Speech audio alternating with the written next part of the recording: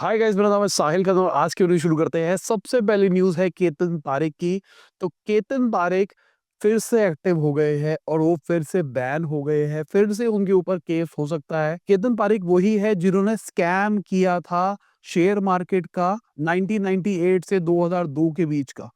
लोग इनको हर्षद मेहता 2.0 कहा करते थे। इसके लिए इनको जेल भी हुई। साथ में इनको 14 साल के लिए सेबी के जितने भी ट्रेड्स होते हैं उससे रोक दिया गया था। बट जैसे ही वो 14 साल खत्म हुए हैं, ये फिर से एक्टिव हो गए हैं और एक्टिव होते ही सेबी ने बहुत ही जल्दी इनको पकड़ लिया। अब समझने की कोशिश करो ये फ्रॉड हुआ कैसे है। एक कंपनी है जो कि बाहर, इंडिया से बाहर है और वो फॉरेन पोर्टफोलियो इन्वेस्टर्स के पैसे लेती है और उसको इंडियन मार्केट के अंदर डालती है। अब फॉरेन पोर्टफोलियो इन्वेस्टर का पैसा बहुत सारा होता है ना, तो अब मान के चलो जब उनको पैसा मार्केट में डालना होता है उससे पहले वो केतन पारेख को खबर दे देते थे कि भाई देखो हम इसके अंदर डाल रहे हैं।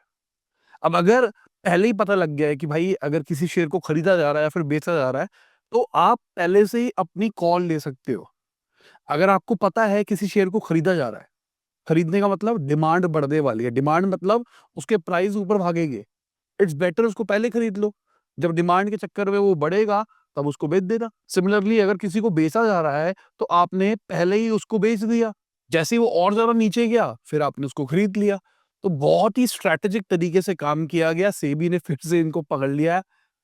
तो भाई ठीक है, फ्रॉड करोगे तो ऐसी चीजें तो देखने को मिलती ही है। सेबी ने चैट्स वैट सब कुछ पकड़ी है जहां पर ये सारी की सारी कॉन्वर्सेशंस हो रही थी और इसके चलते 65.77 करोड़ का फाइन भी लगाया गया है।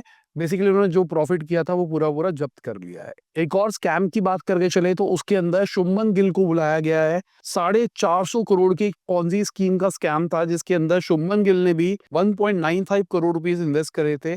बाकी प्लेयर्स ने भी थोड़ा थोड़ा इन्वेस्ट किया था इसके अंदर। यहाँ पर प्रॉमिस किया गया था 36% एनुअल रिटर्न का। मतलब समझने की कोशिश कर रहे हो, वॉरेन बफेट जो कमा रहे हैं उससे दुगना मान के चलो, और वो गारंटी दी जा रही है और लोग इन्वेस्ट भी कर रहे हैं। पॉपुलर लोग कर रहे हैं जिनको शायद थोड़ी समझ भी होगी कि भाई इतनी ज्यादा जो गेन्स होते हैं थोड़े अनरियलिस्टिक होते हैं। स्टार्टिंग के अंदर जो पैसे लगाए थे उसके ऊपर थोड़ा थोड़ा पैसा दिया गया जिसके चक्कर में लोगों को इंटरेस्ट आने लग जाए, हाँ भाई काम कर रहा है। और जैसे ही बहुत सारा पैसा इकट्ठा हुआ लेके फुर। तो बड़ी चीज है भाई, 450 करोड़ रुपया का स्कैम। अगर हम हिंडनबर्ग की बात करके चले तो उन्होंने नई रिपोर्ट पब्लिश की है कारवाना के अगेंस्ट। यहाँ पर कहा गया है 800 मिलियन डॉलर का उन्होंने लोन सेल किया है रिलेटेड पार्टी ट्रांजेक्शन के अंदर। मतलब मेरी एक कंपनी है और मेरी भाई की भी एक कंपनी है, मेरे पापा की भी एक कंपनी है, मेरे डैश की भी एक कंपनी है, तो मैंने यहाँ से यहाँ ट्रांसफर कर दिया है। मतलब वो पैसा घर के अंदर ही घुमाया गया है। खबर आते ही इनके शेयर प्राइसेस घटते हुए दिखाई दिए। और इकूस कॉइन की बात करके चले तो वो 1200% बढ़ता हुआ दिखाई दिया है पिछले 24 घंटे के अंदर एलॉन मस्क की वजह से। क्या इनके ऊपर भी हिंडनबर्ग कभी रिपोर्ट निकाल सकती है? मतलब मेरे हिसाब से बहुत खतरनाक बंदे हैं भाई ये। इनको भी पहले से पता होता है कि भाई मेरे एक ट्वीट से मैं किसी भी चीज को अगर सपोर्ट करूंगा तो उससे कितना बड़ा इम्पैक्ट पड़ सकता है। तो ये क्या करते हैं, शायद, मतलब मेरे को नहीं पता, मैं हाइपोथेटिकली एक XYZ बंदे की बात कर रहा हूँ जो कि अपनी बहुत अच्छी फॉलोइंग लेके बैठा है सोशल मीडिया के ऊपर। तो वो मार्केट के अंदर बोलता है कि भाई ये वाला कॉइन बहुत बढ़िया परफॉर्म कर रहा है। अब सब लोग उसको लेने लग जाते हैं और उन्होंने एक्चुअली पहले ही ले रखा होता है। जैसे ही डिमांड बढ़ती है, प्राइस बढ़ता है, वो डम कर देते हैं। केतन पारेख का जो सबसे पहला स्कैम था ना, जो मैं बात कर रहा हूँ 1998 से 2000 वाला, उसमें ये पंप एंड डंप भी तो किया गया था। शायद 120 30 50 रुपए का शेयर था, उसको 10,000 रुपए तक ले गए थे। पंप एंड डंप में होता क्या है कि आपने स्टार्टिंग के अंदर एक अच्छी कॉल ले ली किसी शेयर के अंदर, आप पैसा डालते गए डालते गए डालते गए, शेयर बढ़ता गया बढ़ता गया बढ़ता गया। जब आपको लगा एक लेवल आ गया, आपने सारा पैसा निकाल लिया। अब जिन्होंने आपके साथ में पैसा लगाया था वो रोए। तो क्या एलोन मस्क को उसका कर्मा देखने को मिल सकता है? क्या इसके ऊपर भी कभी कोई रिपोर्ट आएगी? अगर मैं टेस्ला के एनुअल सेल्स की बात करके चलूं तो 10 साल में पहली बार ये ड्रॉप होती हुई दिखाई दी है। हमने क्वार्टरली भी अभी देखा था कि वो पीछे जा रही है। BYD बहुत तेजी से आगे बढ़ रहा है, close to Tesla annual sales के आसपास पहुंच गए वो, और बहुत तेजी से वो मार्केट कैप्चर कर सकते हैं। अभी देख रहे हैं ना हम, चाइनीज कंपनीज को रोका जा रहा है, यूरोपियन यूनियन में भी रोका जा रहा है, यूएस के अंदर भी रोका जा रहा है, इंडिया के अंदर भी फैक्ट्री लगाने की पता नहीं कुछ कुछ बातें करी जा रही है। क्योंकि चाइनीज कंपनीज अगर चाहे ना, जिस तरीके से उन्होंने फोन की मार्केट पूरी डिस्टर्ब कर रखी है, इलेक्ट्रॉनिक्स की मार्केट डिस्टर्ब कर रखी है, वो ईवी की मार्केट भी खत्म कर सकते हैं। क्योंकि बहुत कॉम्पिटिटिव प्राइस के अंदर बहुत कॉम्पिटिटिव चीजें दे रहे हो। बाकी इसरो की बात करके चले तो वो यूएस सैटेलाइट लॉन्च करने वाले हैं, जो कि वॉइस कॉल स्पेस से करने वाली है, जो कि बहुत बढ़िया चीज है। पहली बार इंडिया सैटेलाइट भेज रहा है यूएस के लिए, जो कि इस चीज के अंदर होगी। अब इंडिया का पीएसएलवी यूज किया जाएगा क्योंकि वो सस्ता है। अब इससे सस्ते के अंदर 5G थ्रू सैटेलाइट प्रोवाइड किया जाएगा। वीडियो में आगे जाने से पहले आपको याद दिलाना चाहूंगा, आपने लाइक का बटन नहीं दबाया, लाइक का बटन दबा दो, चैनल को दो सब्सक्राइब। मैं ऐसी ही डेली बिजनेस न्यूज आपके लिए लाता रहता हूँ। अगर हम ट्राया की बात करके चले तो फाइनली वो प्रॉफिटेबल हो गए हैं। फाइनेंशियल ईयर 24 का जो उनका डेटा है, रेवेन्यू 3.8x होता हुआ दिखाई दिया। आप चार्ट के अंदर देखो भाई, ऑपरेटिंग रेवेन्यू ओए होए बढ़ता हुआ, एक्सपेंसेस भी बढ़े हैं और प्रॉफिट ओए होए 4 करोड़ का साल का प्रॉफिट किया उन्होंने। मजा ही आ गया, मतलब कंपनी प्रॉफिट ही प्रॉफिट खेल रही है।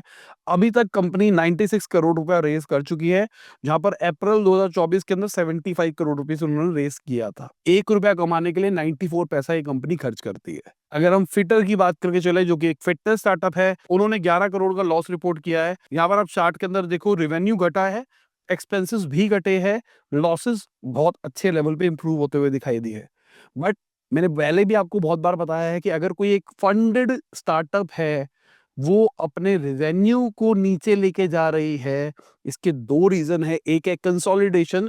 कंसोलिडेशन का मतलब कि हमारे पास में मान लो 10 प्रोडक्ट्स थे, 10 प्रोडक्ट्स में से 5 प्रोडक्ट ऐसे थे जो कि हमको लॉस करवा रहे थे, और 5 प्रोडक्ट थे जिससे हम अच्छा खासा प्रॉफिट कमा रहे थे। तो हमने कंसोलिडेशन में क्या किया, इन 5 प्रोडक्ट्स को बंद कर दिया, पूरा ध्यान इन 5 प्रोडक्ट पे रखा। 5 प्रोडक्ट पे ध्यान रखने से हमारी प्रॉफिटेबिलिटी इंप्रूव हो गई, बट ये जो नंबर थे, सेल्स थे, ये कम होते हुए दिखाई दिए। बट दूसरी साइड क्या होती है कि भाई हम अपने खर्चे कम कर रहे हैं, इसलिए हमारी सेल कम हो रही है, क्योंकि हम मार्केटिंग नहीं कर रहे हैं। और खर्चे कम क्यों कर रहे हैं, क्योंकि पीछे से फंडिंग नहीं मिल रही है। अगर ये वाला सीन है तो दिस इज नॉट राइट। तो हमको नहीं पता कि कंसोलिडेशन है क्या है, मैंने तो फिटर यूज भी नहीं किया था, इसलिए मेरे को नहीं पता है। बाकी पॉलिसी बाजार की बात करके चले तो $12 बिलियन की वैल्यूएशन पे वो पहुंच गए हैं। शेयर प्राइसेस बढ़ते हुए कॉन्स्टेंटली दिखाई दे रहे हैं इनके। नया ऑल टाइम हाई भी इन्होंने अचीव किया है। अगर हम ब्लिंकिट की बात करके चले तो क्विक कॉमर्स के अंदर अब एम्बुलेंस सर्विस भी देखने को मिल सकती है। गुरुग्राम के अंदर इसको शुरू किया गया है, धीरे धीरे करके इसको हर जगह पे स्केल किया जाएगा। बाकी डंजो की बात करके चले तो उनके को फाउंडर ने क्विट कर दिया, जो कि उनके सीईओ भी हुआ करते थे। पिछले कुछ टाइम से हम देख रहे हैं डंजो ने दबा के एम्प्लॉइज को निकाला है, 150 ज्यादा एम्प्लॉइज वो निकाल चुके हैं। जो टॉप मैनेजमेंट है इंक्लूडिंग फाउंडर्स, वो भी जाते हुए दिखाई दे रहे हैं। अभी कंपनी का बैंड बजा पड़ा, उनके पास कंपनी रन करने के लिए पैसे नहीं है, पीछे से उनको पैसा नहीं मिल रहा। अभी के टाइम पे जो सबसे बड़ा होल्डर है ना, जिन्होंने इनकी कंपनी में होल्डिंग रखी हुई है, वो रिलायंस है। रिलायंस ने जो इनका ग्रोसरी सेलर ऐप है ना, उसको सोचा था कि हम यूज करेंगे, ओएनडीसी के थ्रू काम करेंगे, बट बाद में वो बैकआउट कर गए। इनको लगा भाई ये तो बहुत बड़ी लाइबिलिटी है। तो देखो क्या होता है डंजो का। बहुत हाई चांसेस है कि कंपनी बंद हो सकती है। और यही बहुत बड़ा एग्जांपल है जो मैं बहुत टाइम से बोलता हूँ कि भाई अगर कंपनी का नाम बढ़ गया है, कंपनी प्रॉब्लम सॉल्व कर रही है, दिस डजंट मीन कि कंपनी जिंदगी भर चलती रहेगी। जब तक पैसा आ रहा है तब तक वो कंपनी चल रही है। जैसे इन्वेस्टर ने मना कर दिया, कंपनी बंद हो सकती है। रिलायंस बैड कंपनी हम शायद बंद होते हुए देख सकते हैं, बट मुझे लगता है कोई ना कोई एक्वायर शायद कर लेगा। बट उस एक्विजिशन के साथ में 600 करोड़ से ज्यादा की डेट और लायबिलिटीज आती है। इसका मतलब ये है अगर आपने कंपनी को 0 रुपीज में भी खरीदा तो भी आपको 600 करोड़ रुपए की कंपनी पड़ गई, क्योंकि आपको वो पैसा देना पड़ेगा। तो यहाँ पे सबसे बड़ी प्रॉब्लम पता है क्या है, 60 से 80 करोड़ की टैक्स लायबिलिटी है कंपनी की। अगर उसको पे नहीं किया ना तो डायरेक्टर्स बार्ड हो सकते हैं, जेल तक हो सकती है उनको। यहाँ पर क्या होता है, अगर डायरेक्टर्स की स्टैंडिंग खराब होती है, वो कंपनी नई नहीं शुरू कर पाते, कुछ कुछ टाइम तक के लिए बैन भी लगा दिया जाता है। जो इनकी पीक वैल्यूएशन थी वो $800 मिलियन की थी, और अभी कहा जा रहा है 250 से 300 करोड़ में कंपनी बिक सकती है। तो देखो क्या होता है भाई। बाकी ओएनडीसी की बात करने चले तो वो बढ़ता हुआ दिखाई दे रहा है। अब क्या ये ई कॉमर्स को खतरा दे सकता है, डी2सी को खतरा दे सकता है, ये टाइम बताएगा। डी2सी को तो नहीं देगा, बट एग्रीगेटर प्लेटफॉर्म्स को जरूर खतरा दे सकता है अगर ये ढंग से स्केल हो जाता है। तो अभी के टाइम पे 7 लाख सेलर्स ऑन बोर्ड कर दिए है ओएनडीसी ने। अगर हम जेप्टो की बात करके चले तो वो भी मार्केट प्लेस मॉडल पे आ गए हैं। मतलब क्या है कि आपका प्रोडक्ट हम बेचेंगे और हर सेल के ऊपर आपसे कमीशन लेंगे। पहले ये इन्वेंट्री मॉडल के ऊपर काम कर रहे थे। बाकी जो कॉम्पिटिटर्स थे, चाहे ब्लिंकिट की बात करके चले या फिर हम स्विगी के, इंस्टामार्ट की बात करके चले, ये सब के सब कमीशन बेस के ऊपर काम कर रहे थे। इसको कहते हैं मार्केट प्लेस मॉडल, जहां पर आपका प्रोडक्ट मैं बेचूंगा, मेरे प्लेटफॉर्म पे ट्रैफिक है और वहां पर मुझे कमीशन मिलेगी। इन्वेंट्री मॉडल में क्या होता है, मेरे पास बहुत सारा पैसा पड़ा, तो मैंने उस पैसे से सस्ते में कंपनी से प्रोडक्ट खरीद लिया, अब मैं उसको बेच रहा हूँ और वहाँ से बिज़नेस कर रहा हूँ। तो अभी थोड़े टाइम पहले कुछ एलिगेशंस आई थी ना कि भाई ये एंटी कॉम्पिटिटिव प्रैक्टिस कर रहे हैं, ये प्रोडक्ट को बहुत ही सस्ते के अंदर बेच रहे हैं, मार्केट खराब कर रहे हैं वगैरह-वगैरह। एफडीआई नॉर्म्स के अगेंस्ट बात करी जा रही है। तो इसलिए शायद ये अपना इन्वेंटरी मॉडल छोड़ रहे हैं क्योंकि भाई आईपीओ आने वाला है ना, छोटी-छोटी खबरें एकदम शेयर को ऊपर-नीचे कर देती है। अगर हम नितिन कामत की बात करके चले तो उन्होंने बोला है ग्लोरी डेज़ बिहाइंड अस। उनका ये कहना है कि भाई वो अच्छे दिन गए, 2024 हमारा पीक था, 2025 उतना अच्छा नहीं रहेगा। मेरे को याद है 2023 में भी उन्होंने यही बात बोली थी, पर 2024 अच्छा रहा इनके लिए। अब लेट्स सी, अभी तो देखो साइंस ऐसे आ रहे हैं, सब कुछ नेगेटिव दिखाई दे रहा है। जो ट्रेड्स है वो भी नीचे जाते हुए दिखाई दे रहे हैं। जो रेगुलेशंस बहुत सारी लगाई गई है पिछले कुछ टाइम में, इस चक्कर में कहीं न कहीं वॉल्यूम थोड़ी कंट्रोल दिखाई दे रही है, मार्केट थोड़ी नेगेटिव जाती हुई दिखाई दे रही है। तो जब भी नीचे की तरफ मार्केट जाती है, तो ट्रेड्स कम हो जाते हैं। इस चक्कर में शायद ये बोल रहे हैं। अगर हम डेरिवेटिव ट्रेडिंग की बात करके चले, तो जब से सेबी ने नया रूल निकाला है ना, 38% ड्रॉप दिखाई दिया है, अगर दिसंबर की एवरेज की बात करके चलूँ तो मैं। बाकी अगर हम एप्पल की बात करके चले, तो एप्पल की चोरी पकड़ी गई, बहुत खतरनाक चीज़ है। अगर आपके पास में एप्पल डिवाइस है, आईफ़ोन, कोई भी वॉच वॉच, वो आपकी बातें सुन रहा है। ये बात ना बहुत टाइम पहले हम बोला करते थे कि भाई एंड्रॉइड हमारी आवाज़ सुन रहा है, हमारा फ़ोन हमारी आवाज़ सुन रहा है। बट अब ये प्रूफ हो गया है, मान के चलो।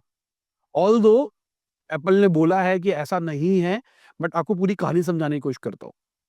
एक केस हुआ था एप्पल के ऊपर जहाँ पर एलिगेशन ये था कि जो उनका सिरी है वो सुनता है बिना सिरी को कॉल किए। मतलब मैंने उसको बुलाया भी नहीं और वो मेरी बातों को सुन रहा है। मैंने अपनी घड़ी को ऐसे उठाया तो वो अपने आप ही सुनने लग जाएगा मैं क्या बोल रहा हूँ। और उस कन्वर्सेशन को वो यूज़ करके मुझे टारगेटेड एड्स दिखाने में मदद करता है। मतलब एडवर्टाइज़र्स को डेटा बेचा जाता है। अब इस केस के ऊपर एप्पल वाले सेटलमेंट कर रहे हैं। अब सेटलमेंट का मतलब होता है कि आप सेटिंग कर रहे हो, आप कह रहे हो खत्म करो यार बात जो भी है। सेटलमेंट का मतलब ये भी होता है कि आपको लगता है कि भाई आपने कांड किया है। एप्पल वालों ने बोला है कि भाई हमने वो डेटा किसी मार्केटर एडवर्टाइजिंग के लिए यूज़ नहीं किया, बट हाँ, हम मानते हैं कि हम सुनते थे। मान लिया, बहुत बड़ी बात है भाई, ये बहुत बड़ा कलेश है ये। यूएस के अंदर मिल रहा है बहुत सारा पैसा लोगों को। अगर आपका एप्पल डिवाइसेज़ है, तो आपको $20 पर सिरी इनेबल्ड डिवाइस मिलने वाला है। अगर आपने 17 सितंबर 2014 से 31 दिसंबर 2024 के बीच में कोई भी फ़ोन लिया है तो। और यहाँ पे फ़ोन, आईपॉड कुछ भी लिया हो, मतलब आईफ़ोन लिया है, वॉच लिया है, आईपैड लिया है, मैकबुक लिया है, जिसमें भी सिरी है ना, उन सब में मिलेगा। इंडिया में मिल रहा है भाई। मेरे पास तो बहुत सारी एप्पल डिवाइसेज़ हैं, बट 5 पे कैप किया गया है यहाँ पे, सिर्फ़ 5। आप कह रहे हो आपके पास 10 डिवाइसेज़ है, तो 5 पे ही मिलेगा। बाकी मार्केट की बात करके चले, तो मार्केट में प्रॉफिट बुकिंग दिखाई दी है। मार्केट थोड़ी लाल ही दिखाई दी है हमको ओवरऑल देखा जाए। डोनाल्ड ट्रम्प 20 जनवरी को अपने ऑफ़िस में बैठना शुरू करेंगे। उसी के चक्कर में ना थोड़ा अभी टेंस माहौल है। भाई कह रहे हैं वो टैरिफ बढ़ा देंगे, वीज़ा पॉलिसीज़ लेके आएँगे, पता नहीं क्या-क्या करेंगे। तो उस चक्कर में सब रुके पड़े हैं। लेट्स सी, टाइम बताएगा क्या होगा। बाकी मार्केट का हाल आप देख सकते हैं कैसा रहा, कौन रहा ऊपर, कौन रहा नीचे। और इसी के साथ में आज की वीडियोज़ खत्म होती है। उम्मीद करता हूँ आपको मज़ा आया होगा। लाइक कर देना, शेयर कर देना, कमेंट बताना वीडियो कैसी लगी। बाय, गुड नाइट, शब बख़ैर, खुदा हाफ़िज़, गुड मॉर्निंग, आफ्टरनून जब भी आप वीडियो देख रहे हैं। जय हिंद, वंदे मातरम, दुआ में याद रखना।